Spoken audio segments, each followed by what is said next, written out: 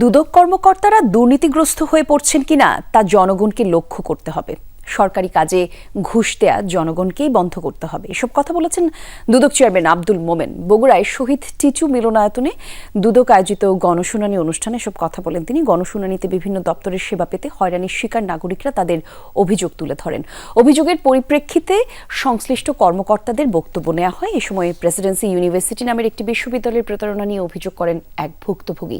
অভিযোগের শুনানিতে বিশ্ববিদ্যালয়টি ভুয়া প্রমাণিত হলে দুদক চেয়ারম্যানের নির্দেশে তাৎক্ষণিকভাবে আটক করা হয় ওই জড়িত দুইজনকে।